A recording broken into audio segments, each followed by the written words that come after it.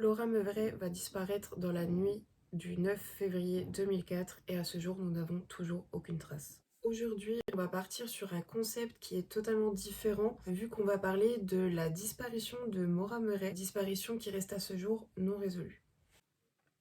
C'est les mêmes couleurs que le film. J'aime beaucoup, c'est très bon.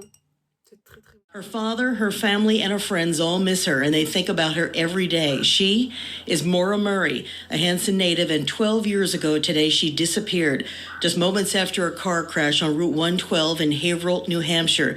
Today in New Hampshire, they will remember Maura and keep her name in the light. Maura Murray est née le 4 mai 1982 à Henson, dans le Massachusetts, aux États-Unis.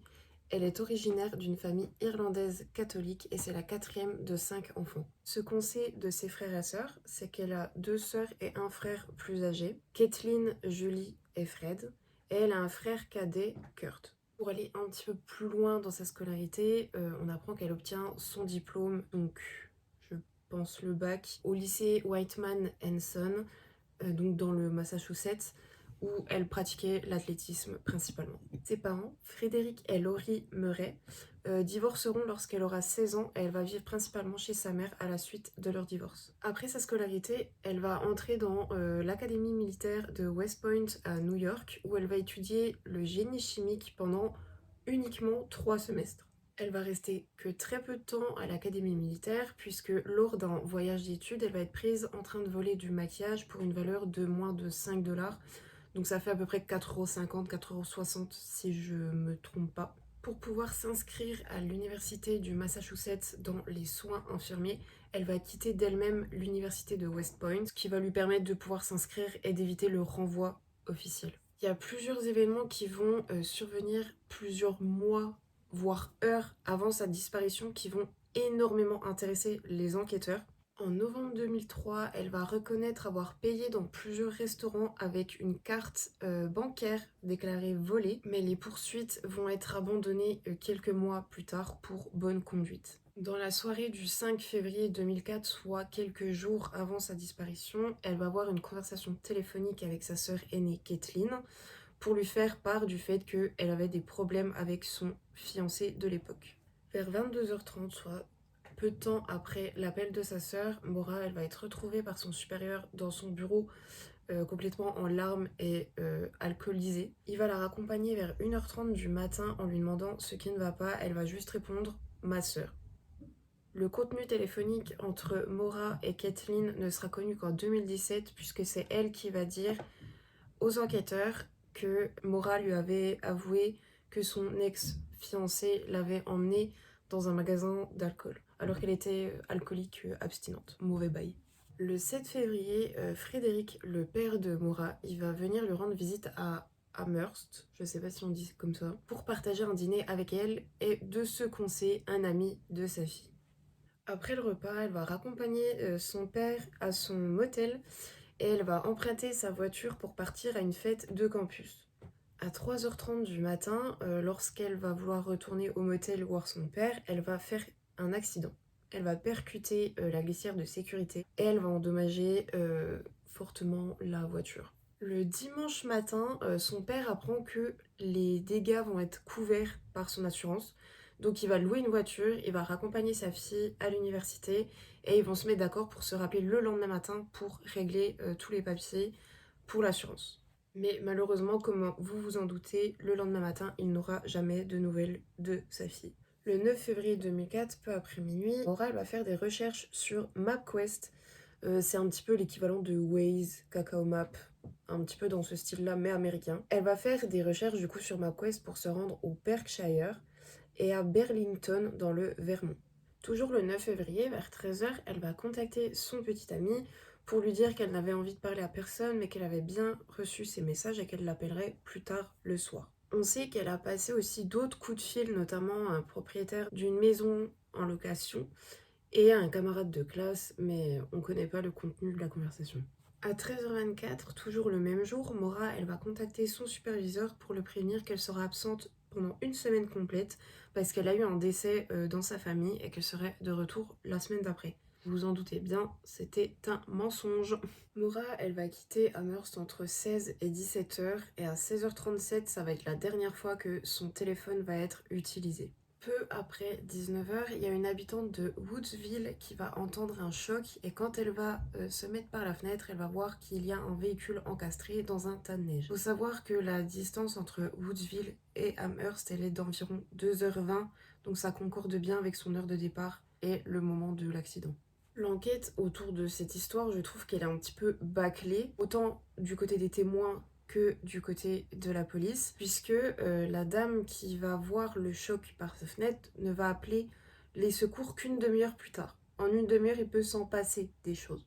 Au moment de son interrogatoire, quand la voisine, la témoin, a été interrogée, elle a dit aux policiers avoir vu un homme fumer à côté de la voiture. Cette témoin-là reviendra plus tard sur sa déposition, disant que c'était plutôt une lumière rouge venant d'un téléphone portable, sauf qu'un voisin, lui aussi, avait bien vu un homme autour de la voiture. Peu après, il y a un conducteur de bus qui va s'arrêter à côté de la voiture accidentée et il partira en disant que la femme avait l'air totalement sereine, qu'elle tremblait juste de froid. Et il va y avoir notamment aussi un autre témoignage un petit peu contradictoire, puisqu'une femme, elle va dire qu'elle est passée à côté à 19h37 et qu'il y avait la police mais personne sur les lieux, sauf que la police est arrivée 9 minutes plus tard. Lors des premières constatations, les polices vont remarquer qu'il y avait dans la voiture une tache de vin, enfin plusieurs taches de vin, ainsi que des bouteilles de bière, vides. Ils vont remarquer aussi qu'évidemment la voiture était accidentée puisque les phares étaient cassés, le ventilateur de la voiture était remonté, les airbags étaient ouverts, enfin une voiture accidentée quoi. C'est seulement au moment de la constatation de la voiture qu'ils vont remarquer que la voiture appartient à Maura Murray, puisqu'ils vont retrouver la carte AAA, je sais pas ce que c'est la carte AAA, au nom de Murray, avec des constats vierges et des gants. C'est à 12h36 le lendemain, soit le 10 février 2004, que sa disparition va être déclarée. Et ils vont faire une déclaration en indiquant les vêtements qu'elle portait. C'est quand même, je trouve pas ça normal, 3 heures après qu'ils vont contacter ses parents, son père plus précisément, pour l'avertir de la disparition de sa fille. Il y a des battues qui vont être organisées, il va y avoir des chiens policiers, son père va revenir à Woodsville. Un des chiens policiers va suivre l'odeur de Maura sur une centaine de mètres avant de perdre sa trace. Du coup, les policiers ils en ont conclu qu'elle était montée dans une voiture à ce moment-là. Quelques jours après, sa famille vont faire des conférences de presse, ils vont être interviewés chez CNN, donc une émission télé. Les recherches, elles vont durer un petit peu comme ça pendant plusieurs mois avant qu'il y ait un petit retournement de situation fin 2004. Fin 2004, un homme, il va donner un couteau rouillé au père de Maura, disant qu'il appartenait à son frère.